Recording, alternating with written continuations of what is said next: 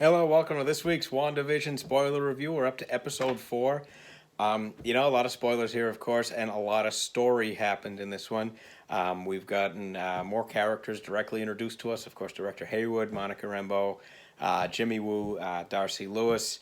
They've all been introduced into the show, so a lot of housekeeping there for the sort of outside world. We've also gotten some, basically some time frame here, and it looks like we're in this world, roughly 3 weeks or so, or after the snap, and I'm sorry, after the blip, the return from the snap. So that really puts us sort of in the time frame of where we are, and how fresh all these wounds are. You gotta admit for Wanda, it's there was she lost vision, then she disappeared, then she woke up, not understanding that any time had passed, had to fight a big battle, had to say goodbye to other people who died.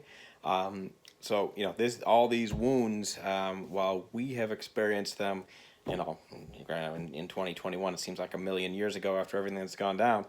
At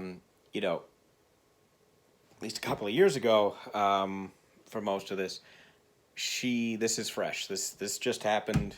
All the events of the end of the Infinity Saga happened just now for her. So again, that kind of puts us where we are in her frame of mind. Of course, story wise, we learn that the town of Westview is considered not to exist. We see who the character Geraldine was, how she got brought into the world, and of course we see how she exited the world.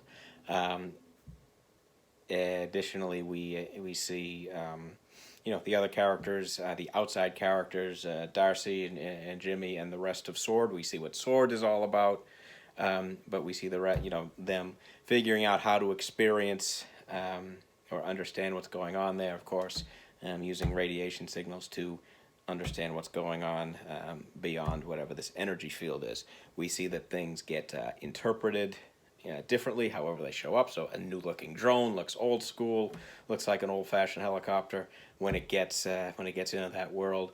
Of course, those hazmat suits turn into beekeeper suits, which would again be the most dangerous suit to wear in that kind of small town world.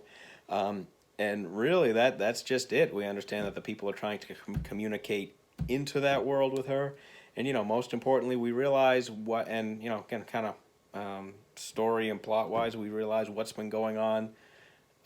That all of this is Wanda's decision, why she has decided to make this world. At the end, we get this, really what seems like the heel turn, the slow build to realize that you know, she is to this point the bad guy. Now, whether her motivations are from somebody else, somebody manipulating her, someone forcing her to do this, we'll find out. But right now, she's pulling the strings of this world. She's trying to make it how she wants, and doesn't seem like everybody else who lives in Westview wants to be doing that, wants to be living that life.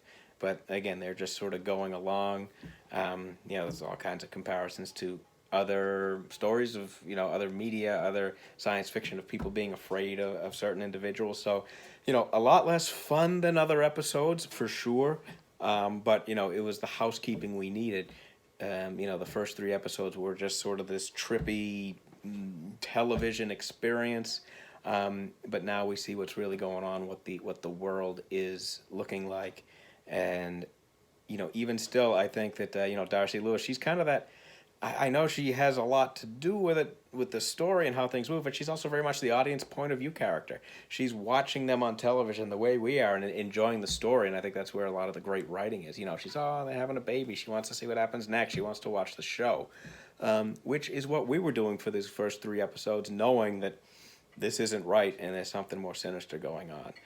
So I think it was a good use of that character who, again, I know her. I know she's been in the MCU. I know her from television, So, again, a little bit of a meta commentary on, somebody. She seems like the astrophysicist version of the girl in Two Broke Girls, the way she conducts herself.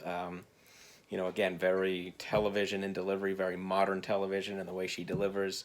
The jokes that just sort of hang there without a laugh track, the snarky comments that's very modern in television. So I think we've we're really following a much deeper story. And I've always commented that what I like about the Star Wars universe is they show small segments, or at least the episodes 4, 5, and 6. There's small parts of a much bigger story. They didn't so much do that with the prequel trilogy. I think they tried to do that a little bit with the sequel trilogy. But there's a lot of story out there, but we zero in on little bits and pieces, especially if we think of the way these films move.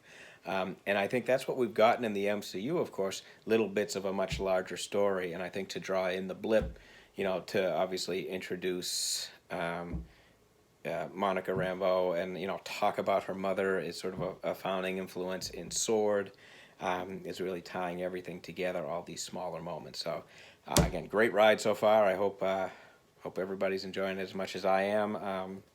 And yeah, my Royal Rumble pick is The Rock. I think he's going to come back, or at least I hope. Everybody stay well.